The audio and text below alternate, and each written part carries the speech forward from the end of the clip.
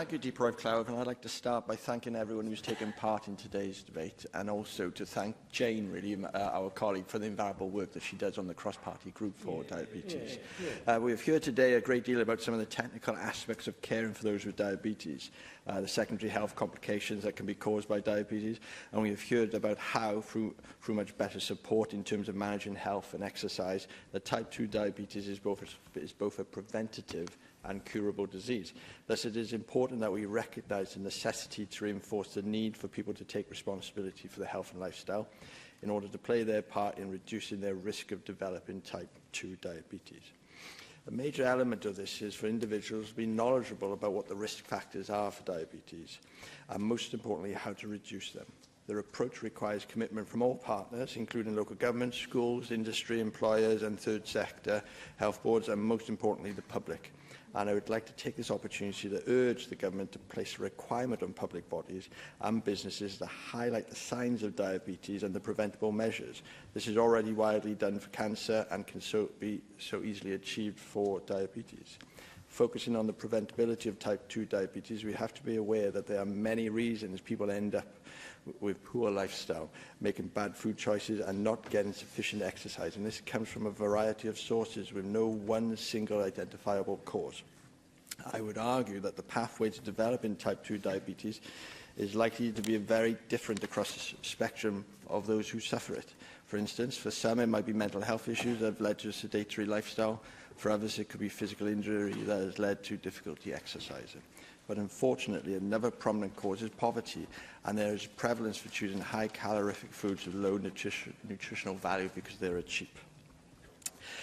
I recognise there is unlikely to be a silver bullet that prevents type 2 diabetes, but I do believe that we need to take every opportunity to educate people in regarding eating habits and allow them to develop greater knowledge and understanding of the nutritional aspects of the foods they eat.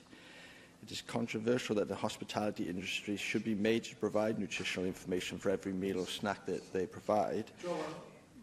Intervention from Altaf Hussain. Oh, sorry, Altaf. Yes, of course. Thank you very much. We have the health minister also here. It will be good to have this interaction, really. I worked on it very much about the preventative aspect of diabetes type 2. And in that, it is the time when the patient is seen by the GP, and when he is referred to the dietitian for the first time. We waste roughly about 2 or 3 months. And it is that time, if that is taken up by the health board, by the primary health, that you will be able to prevent diabetes in those patients. And I have worked on it.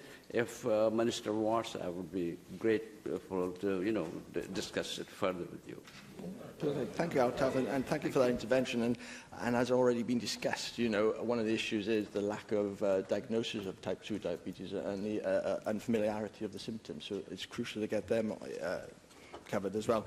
So I have 2 final points I wish to make. The first is that diabetes, both type 1 type 2, doesn't just affect the individual, it affects those families and friends who live with and support those who suffer from diabetes, because not only do they have to watch their loved ones struggle with managing the condition, they have to live with the consequences as well.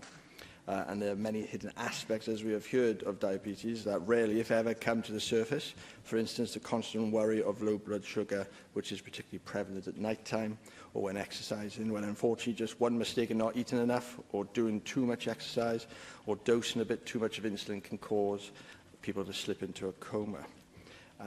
And lastly, I want to use this opportunity today to give a huge offering of thanks to all those who work in hospitals, schools, charities and elsewhere who give up so much time to help and to support those affected by diabetes. They're truly lifesavers. And with that in mind, I would like to urge everyone to support this motion. Thank you.